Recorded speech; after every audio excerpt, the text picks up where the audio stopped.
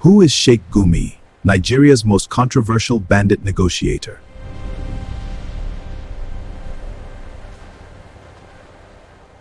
The man who walked into the forest. Northern Nigeria, a region where entire villages have gone silent, where school children have been kidnapped, where highways have become hunting grounds, where armed men on motorcycles can appear from nowhere and disappear just as quickly. And in the middle of that fear, one man did something almost nobody else dared to do. He walked into the forest, not with soldiers, not with fighter jets, not with armored vehicles. He went with words. That man was Sheikh Gumi. To some Nigerians, he is a courageous mediator trying to save lives. To others, he is a dangerous voice who gave legitimacy to criminals. But who exactly is Sheikh Gumi? How did he become known as Nigeria's most controversial negotiator with bandits?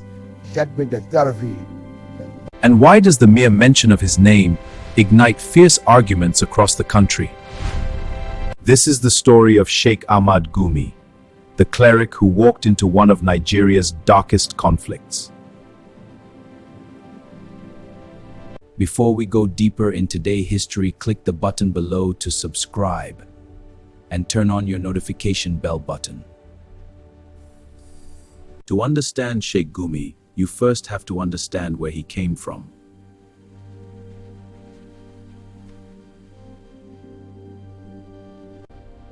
Sheikh Gumi was born into one of northern Nigeria's most prominent Islamic families. His father, Abubakar Mahmud Gumi, was one of the most influential Muslim clerics in modern Nigerian history. In northern Nigeria, that name carried enormous weight.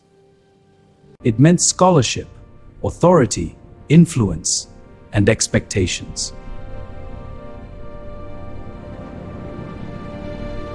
From early on, Ahmad Gumi was surrounded by religion, politics, and public life. But unlike many clerics, he also had a military background. He trained as a medical doctor and later served in the Nigerian army. That matters, because it shaped how he would later speak about conflict. He was not simply a preacher discussing violence from a distance. He understood the state. He understood the security establishment. And eventually, he became one of northern Nigeria's best-known Islamic voices. For years, he was already a public figure. But then Nigeria changed, and so did his place in national conversation. By the late 2010s, northwestern Nigeria was entering a crisis, especially in states like Zamfara, Kaduna, Katsina, and Sokoto. Armed gangs began terrorizing rural communities. At first, people called them cattle rustlers, then kidnappers. But the violence kept growing. Villages were raided. People were abducted. Farmers fled their land. Farmers fled their land. Children were taken from schools. Entire communities started paying protection taxes. And the question many Nigerians kept asking was simple. Who are these men? The answer was complicated. Some were criminal gangs. Some had roots in communal conflicts. Some simply realized kidnapping had become profitable. And as the crisis worsened, that was the moment Sheikh Gumi stepped forward. Most people were running away from the bandits. Gumi went toward them. He visited camps and forests. He met armed men face to face. He spoke to them. He listened. And then he returned with a message many Nigerians did not want to hear.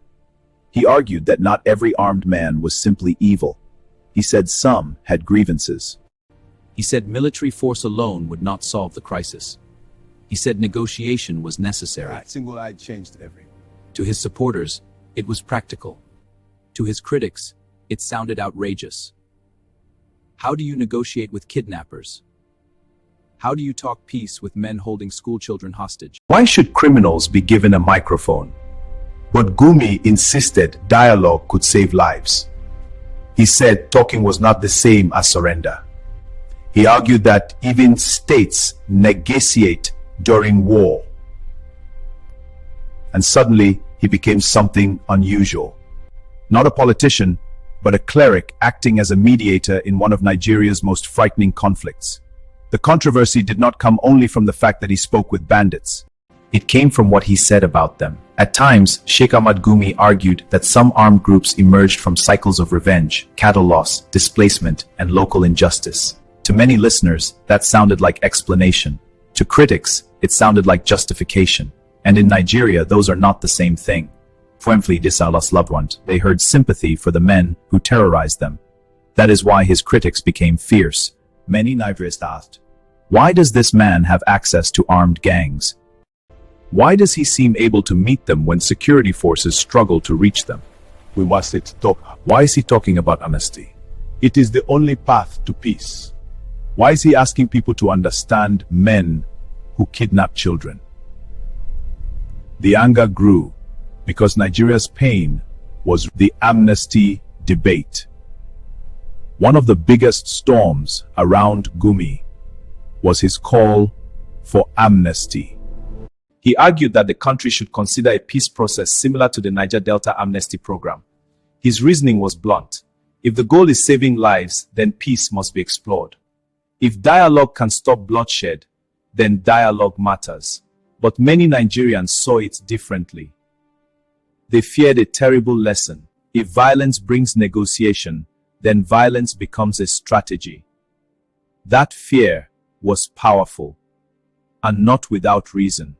Because if the state rewards armed groups, what stops new ones from emerging? This became the heart of the national argument.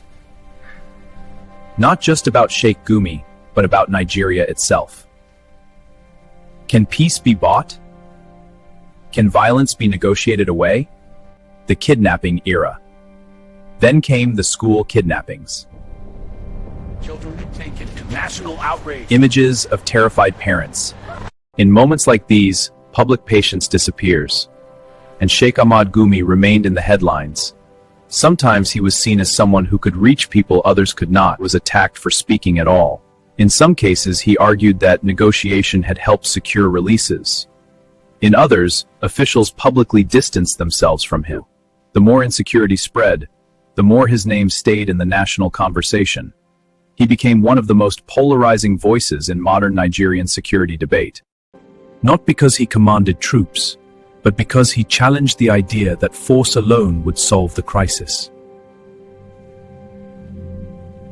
There are two very different versions of Sheikh Gumi in Nigeria. Version 1, the mediator. In this version, he is a man willing to risk his life to enter dangerous places. A man who tries to prevent killings. A man who believes dialogue can achieve what bullets cannot. Supporters say talking to armed men is not endorsement. It is conflict resolution. Version 2, the enabler. In this version, he gave bandits public relevance. He softened public anger. He normalized negotiation with criminal violence. Critics say every appearance, every meeting, every interview gave armed groups attention they did not deserve. And this is why Gumi remains so controversial, because both narratives still exist, and both are deeply emotional. Sheikh Ahmad Gumi has repeatedly defended himself. He has argued that he does not act alone. He says security agencies are aware of his efforts. He insists his goal is peace. He argues that military operations alone cannot defeat insurgent-style violence. And he continues to say something many Nigerians strongly disagree with: negotiation works. That has remained his core position for years. The story of Sheikh Gumi is bigger than one cleric. It exposes deeper questions about Nigeria. Why has insecurity become so persistent? Why do armed groups keep multiplying? Why do communities feel abandoned? Why do kidnappings continue despite military operations? Gumi's critics focus on his words. His supporters focus on the crisis that produced them, and that is what makes this story so important. because it forces Nigerians to confront a brutal truth. When violence lasts long enough, even unthinkable ideas begin to enter public debate. Why his name still matters. Years later, the mention of Sheikh Gumi still sparks instant reaction. To some, he is reckless. To others, he is necessary. But nobody can deny this. He changed the national conversation. Before Gumi, the idea of a cleric openly entering bandit camps and speaking publicly about negotiation was almost unimaginable. After Gumi, it became part of mainstream national argument. That alone made him historically significant. Not because everyone agreed with him, but because almost nobody ignored him, and in the middle. In the end, perhaps Sheikh Gumi lives in the most dangerous place of all, not the forest, not the battlefield, but the space between fear and peace, between victims and perpetrators, between justice and negotiation, between what a country wants to hear and what some believe conflict eventually forces it to confront. So who is Sheikh Gumi? A peace broker, a controversial cleric, a mediator, an enabler? That depends entirely on who you ask. But one thing is certain: